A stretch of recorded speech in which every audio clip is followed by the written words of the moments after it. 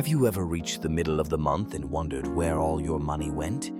You're not alone. Many of us find ourselves in that situation, and it can be frustrating.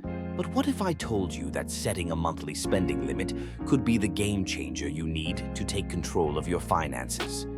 Let's break it down. A spending limit is essentially a cap on how much you can spend in a given month. It's a simple yet powerful tool that helps you manage your money more effectively. By establishing this limit, you can avoid the stress of overspending and ensure that you're saving for your goals, whether that's a vacation, a new car, or just building up your emergency fund. So, how do you set a monthly spending limit? First, take a close look at your income. Calculate your total monthly earnings, including your salary, side hustles, and any other sources of income. Next, list all your essential expenses, things like rent, utilities, groceries, and transportation. Once you have that, subtract your essential expenses from your total income. The remaining amount is what you have available for discretionary spending. Now, here's where it gets interesting. It's important to allocate that discretionary spending wisely. Consider your lifestyle and priorities. Do you enjoy dining out? Maybe you want to allocate a portion of your budget for entertainment or hobbies. The key is to be realistic about what you can spend while still allowing room for savings. Common mistakes people make when setting spending limits include being too restrictive or not accounting for irregular expenses. If you cut your budget too tight, you might find yourself feeling deprived, which can lead to overspending later on. Instead, build in some flexibility. Also, don't forget to plan for those unexpected costs, like car repairs or medical bills that can pop up. Now, let's talk about tools and tips to help you stick to your spending limit. One effective method is to use budgeting apps. These apps can track your spending in real time and send you alerts when you're nearing your limit. Another strategy is to use cash for discretionary spending. Withdraw your budgeted amount at the beginning of the month, and once it's gone, it's gone. This can help you stay mindful of your spending. Lastly, review your spending regularly. At the end of each month, take a moment to reflect on your spending habits. Did you stick to your limit? What worked well and what didn't? This reflection will help you adjust your budget for the next month and keep you on track toward your financial goals. By setting a monthly spending limit, you're not just controlling your finances, you're empowering yourself to make smarter financial decisions. Remember, the goal is to create a budget that works for you, allowing you to enjoy life while still saving for the future. So take charge of your money and start setting those limits today. Setting a monthly spending limit is one of the best financial decisions I've ever made. Let me tell you why it's essential. First and foremost, it prevents overspending. When I set a clear limit, I'm forced to live within my means. It's like having a safety net that keeps me from falling into the trap of debt. I can enjoy my life without the constant worry of whether I'll have enough money to cover my bills at the end of the month. Next, it builds financial discipline. Think of it like training for a marathon. You don't just wake up one day and run 26 miles. It takes small, consistent steps every day. By sticking to my spending limit, I'm training myself to be more responsible with my money. Over time, these small changes lead to significant results. I've noticed that I'm more intentional about my purchases, and that's a game changer. Another huge benefit is that it helps me achieve my financial goals.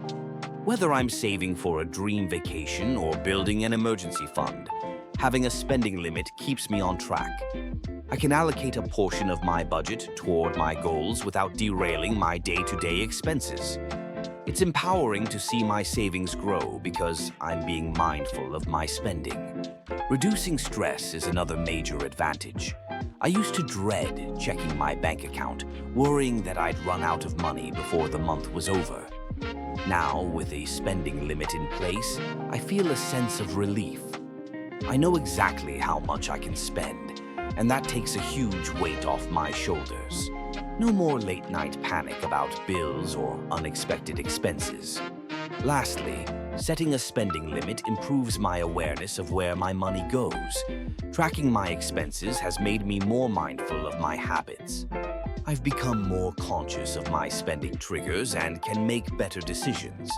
Instead of mindlessly swiping my card, I think twice about each purchase. This awareness not only helps me stay within my limit, but also allows me to prioritize what truly matters to me. In summary, a monthly spending limit is a powerful tool. It prevents overspending, builds discipline, helps achieve goals, reduces stress, and improves awareness. By embracing this practice, I've transformed my relationship with money and set myself up for a more secure financial future. It's time to take control and make your money work for you. Setting a monthly spending limit can feel daunting, but breaking it down into manageable steps makes it much easier. Let's dive right in. First, calculate your monthly income. This means looking at your net income, the amount you take home after taxes and deductions. It's crucial to know exactly how much money you have to work with. This is your starting point. Next, list your fixed expenses. These are the non-negotiable costs that you can't avoid. Think about your rent or mortgage, utilities, any EMIs and subscriptions. These expenses are like the foundation of your budget. They need to be covered first. Now, let's move on to variable expenses. These are the costs that can fluctuate month to month, like groceries, dining out, entertainment, and transportation. To get a clear picture, track your spending in these categories for a month. You'll start to see patterns emerge, which will help you understand where your money is going. Once you have a handle on your income and expenses, it's time to define your savings goal. Decide how much you want to save each month. A good rule of thumb is to aim for 20% of your income. This might seem ambitious, but saving even a little can add up over time. With your income, expenses, and savings goal in mind, it's time to allocate budgets for each category. A popular guideline is the 50-30-20 rule. This means allocating 50% of your income for needs, like rent and food, 30% for wants, which includes entertainment and dining out, and the remaining 20% for savings or debt repayment. This structure helps ensure that you're covering your essentials while still enjoying life. Now, let's set your spending limit. To do this, total all your expenses and your savings goal. Your spending limit is simply your total income minus your savings goal. This number is your guide for how much you can spend each month without going overboard. Finally, it's essential to monitor and adjust your budget regularly. Life changes, and so do your expenses. Review your spending at the end of each month. Are you sticking to your limits?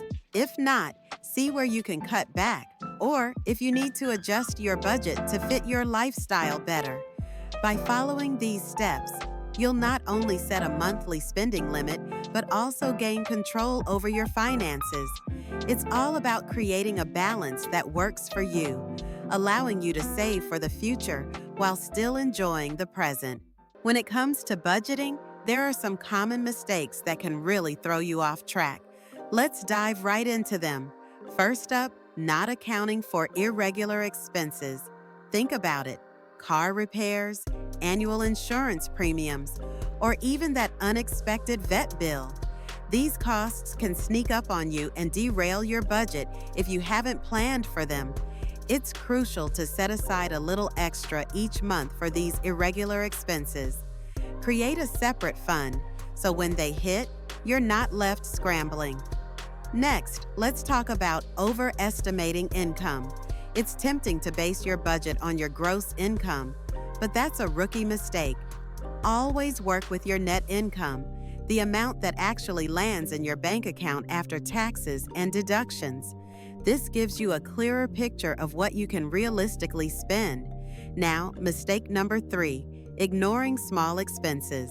Those little Rs 50 coffee runs may seem harmless, but they add up over time. If you're not keeping track, you might find that those small purchases are eating away at your budget. Consider brewing your coffee at home a few days a week. It's a small change that can lead to big savings. Mistake 4 is being too strict with your budget. Sure, it's important to have limits, but if you're too rigid, you'll feel deprived. Allow yourself some flexibility. Maybe set aside a small amount for fun or spontaneous purchases. This way, you can enjoy life while still being responsible with your finances. Finally, mistake 5, not reviewing your budget regularly. Life is constantly changing, and so should your spending limits. Make it a habit to review your budget monthly. Are there new expenses? Did your income change? Adjusting your budget to reflect your current situation is key to staying on track. Remember, budgeting isn't about restriction, it's about empowerment. By avoiding these common mistakes, you can take control of your finances and plan for the future. So, plan, don't panic. Sticking to a budget can feel like a daunting task, but I've discovered some tools and techniques that make it not only manageable, but even enjoyable. Let me share what's worked for me. First off, budgeting apps have been a game changer. Apps like Walnut, Money Manager, or Yenab, You Need a Budget, automatically track my expenses. They categorize my spending so I can see where my money is going in real time. This visibility helps me stay within my limits without the tedious task of manual tracking. I can set goals for each category, and the app nudges me when I'm getting close to my limits. It's like having a personal finance coach right in my pocket. Next, automating savings has been a lifesaver. As soon as my salary hits my account, I have automatic transfers set up to move a portion into my savings. This way, I'm not tempted to spend that money. It's out of sight, out of mind, and I can focus on what I have left for my expenses. Over time, I've seen my savings grow without even thinking about it. Now, let's talk about cash. I've embraced the envelope system for certain categories like dining out and shopping. I take out a set amount of cash for the month, and once it's gone, it's gone. This tangible approach makes me more mindful of my spending. I can physically see the cash depleting, which keeps me in check. It's a simple yet effective way to control my budget. Setting spending alerts has also been incredibly helpful. Many banks and budgeting apps allow me to set alerts for specific categories. If I'm getting close to my limit in dining or entertainment, I receive a notification. This little reminder helps me pause and reconsider if I really need that extra takeout or impulse purchase. Regular check-ins have become a part of my daily routine. Every evening, I spend just 5 minutes reviewing my expenses for the day. It's a quick reflection that keeps me accountable. I can see what I spent, how I felt about those purchases, and if I need to adjust my spending for the next day. It's amazing how just a few minutes can keep me on track. Lastly, I've learned the importance of rewarding myself for small wins. When I stay within my dining budget for the month, I treat myself to something special, maybe a nice dinner out or a new book. Celebrating these little victories keeps me motivated and reminds me that budgeting doesn't have to be all about restrictions. It can also be about enjoying the fruits of my discipline. These tools and techniques have transformed my relationship with money. They've made budgeting less of a chore and more of a lifestyle. By using apps, automating savings, sticking to cash, setting alerts, checking in regularly, and rewarding myself, I found a balance that works for me. It's all about making conscious choices and enjoying the journey toward financial freedom. As a young professional, I've always believed in the power of budgeting. Take Arjun for instance, earning Rs 50,000 a month. He follows the 50-30-20 rule. It's simple yet effective. He allocates Rs 25,000 for needs. Think rent, groceries, and bills. Then he sets aside Rs 15,000 for wants, which might include dining out or that new gadget he's been eyeing. Finally, he saves Rs 10,000 every month. The key? Tracking his expenses. By keeping a close eye on his spending, he ensures he doesn't overshoot these limits. It's all about discipline and awareness. Now, let's shift gears to Priya, a freelancer. Her income isn't fixed, which can be a challenge, but she's got a smart strategy. Each month, she tracks her average earnings and sets her spending limit based on that. If she knows she made Rs 40,000 last month, she'll plan her budget accordingly. Plus, she always keeps a buffer for those lean months when projects might be slow. This way, she can maintain her lifestyle without the stress of financial uncertainty. Then we have the Sharma family. They've got a different dynamic. With kids and various expenses, budgeting becomes crucial. They set specific limits for groceries, dining out, and utilities. For example, they might allocate Rs 15,000 for groceries and Rs 5,000 for dining. What's smart about them is that any leftover funds from these categories don't just vanish. They use it for family outings or to boost their savings. This not only helps them stay within budget, but also allows for some fun and spontaneity without guilt. These real-life examples highlight how different lifestyles and income levels can effectively manage their finances. Whether you're a young professional like Arjun, a freelancer like Priya, or part of a family like the Sharmas, setting spending limits is essential. It's not just about restricting yourself, it's about gaining control over your finances and making informed decisions. By tracking your expenses and sticking to a budget, you can achieve your financial goals while still enjoying life. Setting a monthly spending limit is one of the most impactful things you can do for your finances. It's like putting on a seatbelt for your money, keeping you safe and secure as you navigate through life's financial twists and turns. When you set a limit, you take control of your financial destiny. You're not just reacting to your expenses, you're proactively managing them. First, it's essential to know your income and expenses. Take a close look at what you earn each month and what you spend. This isn't just about the big bills like rent or mortgage. It's also about those sneaky little expenses that can add up, like that daily coffee run or those impulse online purchases. Write everything down. This transparency is crucial. Next, allocate budgets for different categories.